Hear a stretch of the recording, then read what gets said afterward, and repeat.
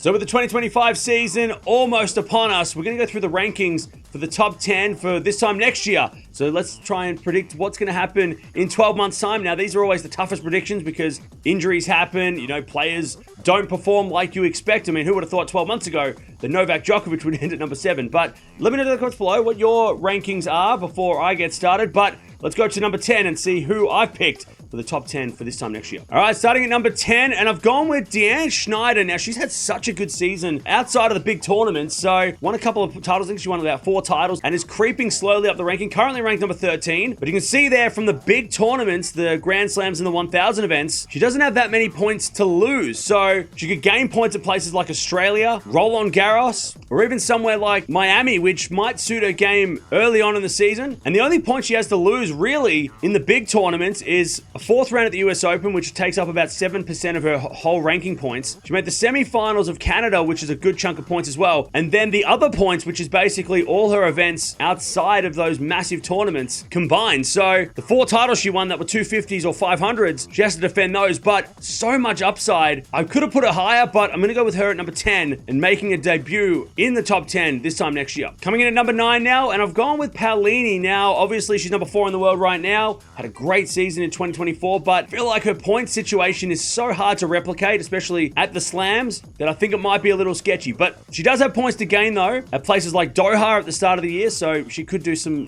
damage there, maybe. Also in Rome, in front of her home crowd, she only made the 2nd round this year, so she could really do some damage and gain some points next year, potentially. And also Canada, she didn't play that event, so there's some points there to gain, but points to lose, this is where it gets sketchy. French Open, Wimbledon, and obviously Dubai, she has so many points to defend at that tournament, and if she doesn't make at least the final of one of those Grand Slams again, she's going to drop down the rankings anyway. So that's why I've got her at number 9, just because she's got so much to lose at the Grand Slams, and those are the toughest tournaments. Coming in number 8 now, and I've gone with Paula Badosa, who is currently number 12 in the world, to get back in the top 10. She's kind of had a bit of a sneaky good end of the year as well. Nobody really focusing much on her in the second half of the season, so I'm backing her to get back in the top 10 and up to number 8. She's got points to gain at Indian Wells. Of course, she's won that event before. Also in Madrid, obviously she is Spanish, so a lot of points to gain there. And also in Wuhan, a tournament that she didn't play in 2024. And she does have some points to lose at the US Open, making the quarterfinals there. Also semifinals in Cincinnati and Beijing. And also the points outside of the big tournaments. She has got a lot of points to lose at those events. But like I said, if she can make the points up at those other events that she didn't play, and she's been well, or she's been playing well at those events in the past,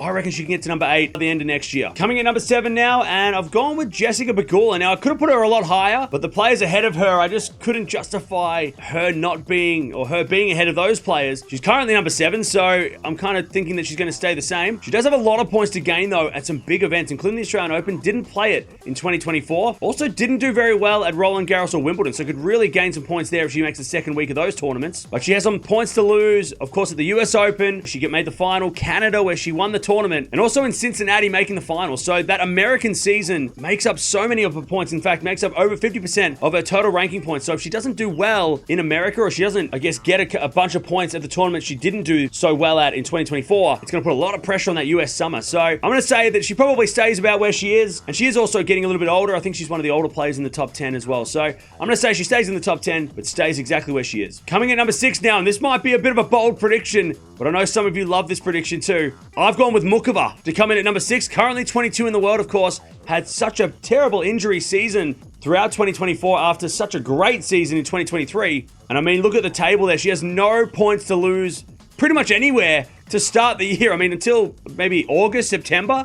She has nothing to defend. She could make points at the Australian Open where she's made the semis. She can make points at Roland Garros where she's made the final before. Also Wimbledon. I mean, you got to put Wimbledon in there too. Only made the first round in 2024. So lots of upside. Obviously has points to lose at the US Open. Beijing, she made the final. And also outside of the big tournament, she's made a lot of points as well. But so much upside for Muchova. I mean, I could have put her higher. I really could have, because if she does do what we all think she's going to do and stays healthy, she could be like a top 4 player. But I've got her at number 6, and I know a lot of you guys are probably going to put her in your top 10 as well. Coming in number 5 now, and I've gone with Alina Rybakina, currently number 6 in the world. And this was a tough one because there's definitely a justification that you can put her in top 3. But I mean, over the years, her body has just failed her, and I'm not confident enough to put her, or maybe I'm not brave enough to put her in the top 3 just yet. But she does have points to gain at the Australian Open, of course, made the final.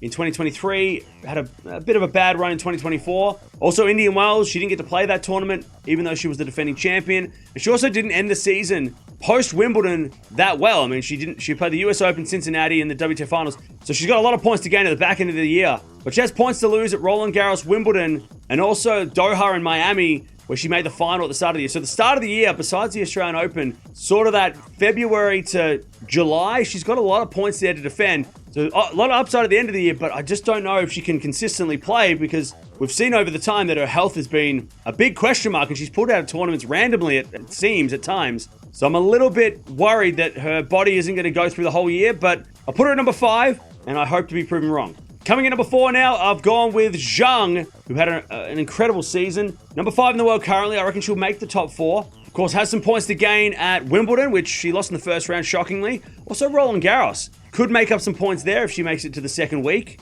And also somewhere like Madrid, where it's a bit of a faster clay court that maybe her serve can be more effective. And she is very good on the clay. Of course, won the gold medal last year at the Olympics on the clay.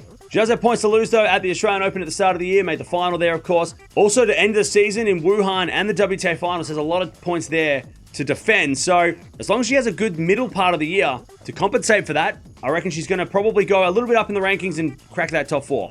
Coming number 3 now, and I've gone with Coco Gauff. Now, over the last couple of years, I've made the mistake of putting Gauff further down the rankings, but this time, I'm going to leave her where she is. Now, I could have put her a little bit higher, but I'm not going to put her any lower than this time last year. I reckon she's got some points to gain, but I also think she's got some to defend, especially at the end of the year. Points to gain, somewhere like a Doha or even somewhere like Cincinnati, where she obviously won the tournament in 2023. And also, if she plays Canada, she could make up points there as well. So, on the hard courts, there's a lot to gain, but there is a lot to lose as well. She's got 2 semi-finals at the French Open and the Australian Open to defend. Also, Beijing, of course, at the end of the year, she won that tournament. And the WTA Finals, she's got to defend those points as well. So, a little bit of a stressful end of the season for Gauff, but I reckon there's a lot to make up in those 1000s in the middle of the year that she'll be able to compensate and stay where she is in the rankings. Coming in number 2 now, and I've gone with Iga Swiatek. So, this is an interesting one because, you know, I think a lot of you might have put her at number 1, or maybe you put her further down. Maybe you think she's going backwards. But I'm going to keep her at number 2 for now.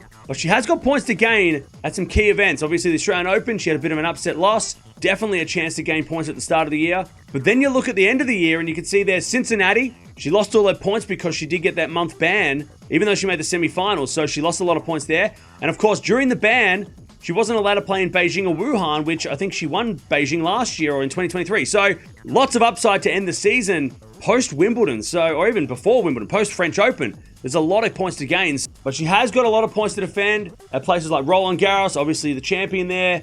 Doha, she won that. Indian Wells as well. Madrid and Rome, she went back-to-back there. So a lot of points to defend, especially during the clay court season. But as we know over the last few years, she's been so dominant. Even though she might maybe drop down the rankings a little bit in the middle of the year if she doesn't replicate her clay season, I'm backing her to do well at the end of the season and stay at number 2. And who I put at number 1, I think it's kind of obvious. Arina Sabalenka. I think she's going to end this season at world number 1. Even though she's done so well this year, there's so much upside, which is really scary. If you've seen my Grand Slam predictions video, you know that I'm backing her to win Wimbledon. So Wimbledon, no points to defend there. She really could add to her total. Also, Doha at the start of the year didn't play that event, or Dubai. Well, she lost Dubai early, so a lot of points in February to potentially gain as well. And also at the end of the year at the WTA Finals, if she makes it, she made the semi-finals, but didn't play that well. So potentially there is another bunch of points that she could gain to end the season at the WTA Finals. So, of course, points she's got to defend. The Australian Open and the US Open, massive points there. Also Cincinnati and Wuhan at the back end of the season. But Sabalenka, she's my number 1 for this time next year. So there you have it. That is my rankings now. Maybe not too many controversial picks. A couple of bit of random, maybe with Schneider coming in, and I know a few of you maybe have picked other players. Let me know down in the comments below who you picked. What's your top 10 for this time next year? But